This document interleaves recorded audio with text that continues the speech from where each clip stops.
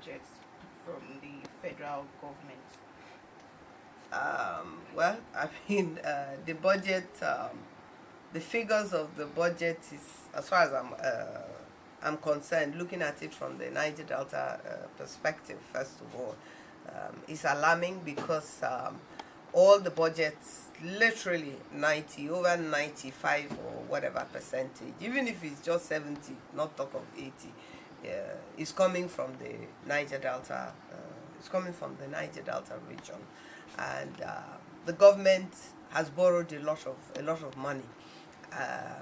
The budget is going to, at least a third or so of the budget is probably going to go into furnishing the money that the government has borrowed so far.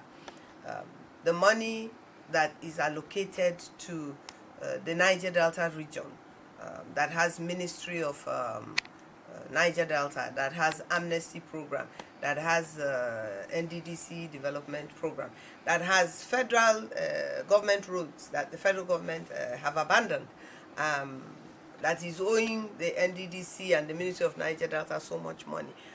I don't believe that we have done well, and it is unacceptable. The type of budget that has gone. It's not been studied very well, mind you. We're just going with the figures as we have them today, as the budget was read.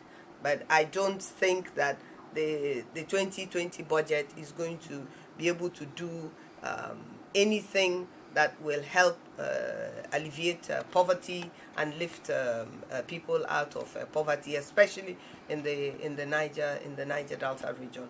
Bearing in mind that we are funding much more, almost 80%, if not more, of this budget from oil and gas. Okay, so what do you think measures should have been taken?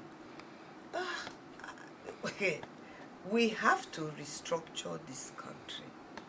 What measures again? We cannot continue to be borrowing, or every quarter we're borrowing, every year we're borrowing. We want to build a railway line, we borrow from China. We want to build roads, we borrow. We're borrowing to do what? And we are very rich. And so where is our riches going? It is going to furnish the money that we're borrowing.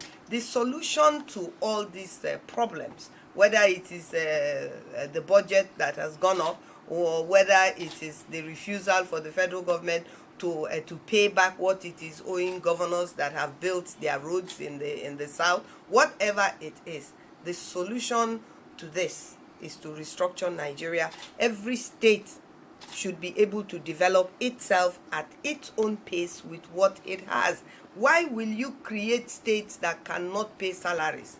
Why will you create states and then take the money, the resources from River State, from Delta State, from Akwa Ibom State to furnish other states? I don't understand. Why will a man go and marry a wife and expect his brother to pay for bed and for food that he will eat and educate his children? Why? Okay, ma, in a case where restructuring doesn't happen, or would I say it doesn't come to life, what would you say Nigerians should do? I mean, if restructuring, if we accept that the federal government have refused restructuring and is not interested in restructuring Nigeria, then Nigerians, whether it is southwest or southeast or south or middle belt, that believe in restructuring must find the next solution. And the next solution is to call for a referendum of the ethnic nationalities of Nigeria. We must ask ourselves, can we continue to live like this? If the answer is no, then what do we want? How do we want to live? It is the referendum that is going to tell us what to do next. We must begin to call for a referendum, because it is obvious that the federal government is not going to accept a restructured Nigeria. This APC federal government is not going to accept it. So if it is not going to accept it, then we must call for the next step. The next step is to call for a referendum. Let Nigerians decide what they want. Okay, thank you, ma'am.